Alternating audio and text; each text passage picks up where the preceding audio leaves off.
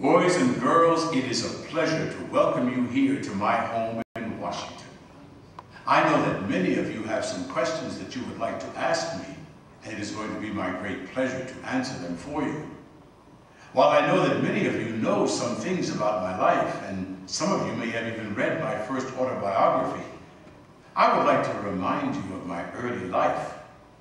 I was born not very far from where we are right now, on Maryland's eastern shore, in the district of Tuckahoe. I have no accurate knowledge of my age, never having seen any authentic record containing it. By far the larger part of slaves knew as little of their ages as horses know of theirs. I do not remember to have ever met a slave who could tell of his birthday.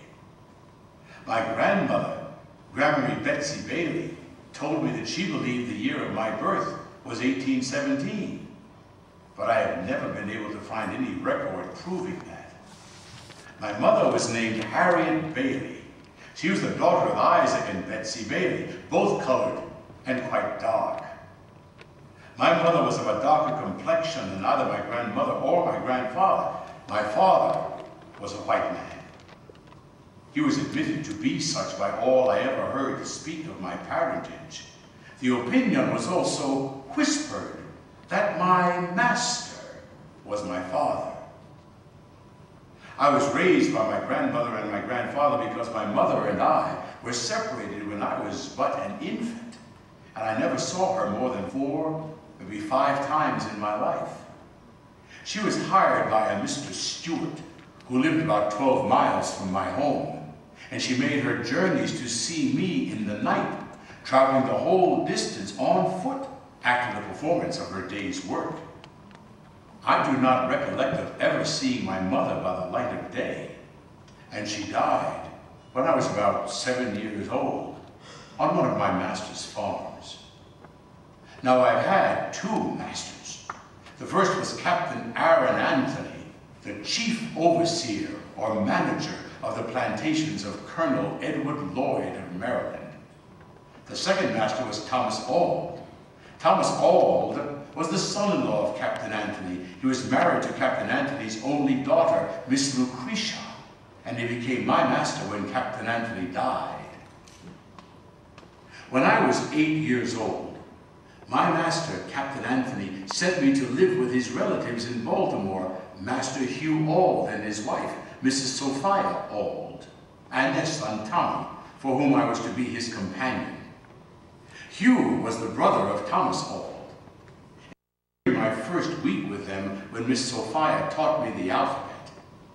Within a few days of this, her husband had discovered what she was doing for me, and he forbade her to continue teaching me. He told my mistress that if she taught me how to read, it would forever unfit me to be a slave. Even though I was a little boy and I did not know very much about life, I did understand he was saying that learning to read would make it impossible for me to be a slave. Even at the age of 8 years old, I knew that being a slave was the worst condition that a person could be in. After this, of course, I had to find my own way to learn, and I did, by making my white friends on Alice Anna Street, the street where we lived, my teachers. I gave them bread from my mistress's kitchen, and they gave me words, that greater bread of knowledge.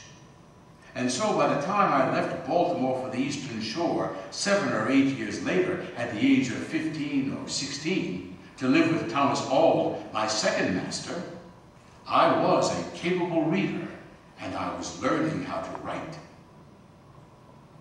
I lived on the Eastern Shore with Master Thomas for a...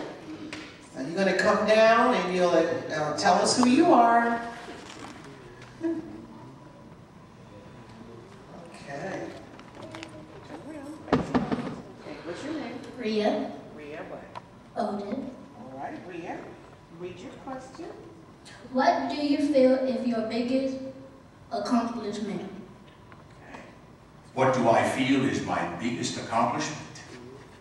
Well, now that is not an easy question to answer that I could do in my life, and I don't believe that I have done that. There are many things that we have worked for all of these years. Certainly we have seen the end of slavery as a system that was legal in this country, and I am profoundly grateful for that. But then we have been working also all these years to achieve full equal opportunity for women, and we are a long way from seeing that accomplishment reached. So I would have to say that even though we have seen the end of slavery, the struggle for justice, for equal opportunity goes on. And so it is difficult to say that the biggest accomplishment has been achieved until all people are able to look at each other with a sense of joy and a sense of brotherhood and sisterhood. Wow. All right. How about question number 2?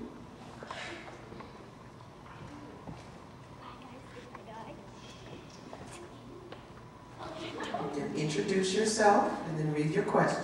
My name is Lila Bresky, and how did you escape from slavery? Did you devise a plan or scheme, or did you one day just decide to go? How did I escape from slavery? Did I devise a plan or scheme, or did I one day just decide to go? My escape from slavery, I believe I mentioned earlier on in my commentary, but I escaped from slavery on the 3rd of September.